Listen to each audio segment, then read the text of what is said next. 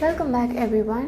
So आज हामी पढ्छौं कि हामी स्टोरी कसरी लेख्न सक्छौं, like how do we develop a story when we are given the outline. So story writing कसरी स्टार्ट हुन्छ भने फर्स्ट हामीलाई एउटा आउटलाइन दिएको हुन्छ एउटा स्पेसिफिक स्टोरीको बारेमा एन्ड हामीलाई क्यारेक्टर दिएको हुन्छ एन्ड वी नो कि त्यो स्टोरी के को बारेमा हुन गइरहेछ, बट इट डिपेन्ड्स अपन अस कि त हामी त्यसलाई साइन्स फिक्सनल वेमा लगाउँ कि त इमोसनल वेमा लगाउँ अरू जसरी नै हामी बनाउँदा हुन्छ. We can stand in the positive side or in the negative side. It depends upon us, किनभने त्यो हाम्रो स्टोरी हो, हामीले लेख्दैछौँ. So the first thing and the most important thing in any of the writings, in the last videos also we have seen the title. Title is the most important thing. अनि title चाहिँ हामीलाई एकदमै specific भएर choose गर्नुपर्छ, किनभने स्टोरीको टाइटलले नै पुरा स्टोरीलाई जनाउँछ अनि पुरा स्टोरीलाई देखाउँछ कि like what is the story about. So you get to know it through the title. So how do we start? Above, don't start it with the typical once upon a time or yo boy, te boy. Let's what the thing you can do is make it your own story. Write it as if it was an event that happened in your life and make it more realistic.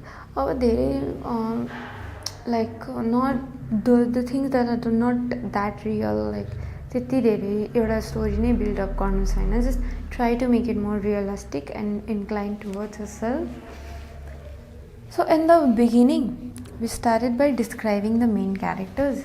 So as we know, intro मा हामी main क्यारेक्टरलाई introduce गर्छौँ अनि हामी एउटा स्टोरीको basic idea दिन्छौँ कि यो specific दुईवटा क्यारेक्टरले चाहिँ के गर्नेछ, रिलेसन के छ और what is going to happen. And in the next part, what we do is we develop our story. Our story like develop गर्दाखेरि we describe about the events that happened in the story. त्यो जति पनि इभेन्ट्सहरू छ जुन त्यो स्टोरीले क्यारी गर्छ त्यो सबै हामी यो डेभलपमेन्टमा चाहिँ देखाउँछौँ.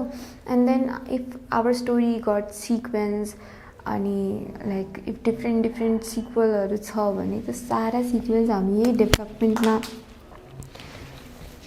डेभलपमेन्टमा चाहिँ हामी त्यो लेख्छौँ. And after this, when we are done describing the characters, when we are done describing the events, then we come on the ending part. अब एन्डिङ पार्ट चाहिँ कस्तो हुन्छ भने मोरल अफ द स्टोरी त दिनुपर्छ, लाइक स्टोरीको मोरल चाहिँ के हो त्यो त देखाउनु नै पर्छ. बट एन्डिङमा चाहिँ वी अल्सो निड टु एउटा हुन्छ नि कन्क्लुजन टाइप कि यो दुइटामा के भयो भनेर we need to show that part also in the ending. And हाम्रो स्टोरीमा बेसिकली चाहिँ के थियो, हाम्रो स्टोरीको बेसिक आइडिया चाहिँ के थियो, त्यो आइडियोलोजीलाई चाहिँ हामी एन्डिङमा देखाउनुपर्छ. एन्ड हामी जुन पनि टाइटल चुज गरिरहेछ, जुन पनि स्पेसिफिक आउटलाइनमा हामी लेखिरहेछ त्यसको मोरल चाहिँ के थियो at the end of the day. What does that story says to you.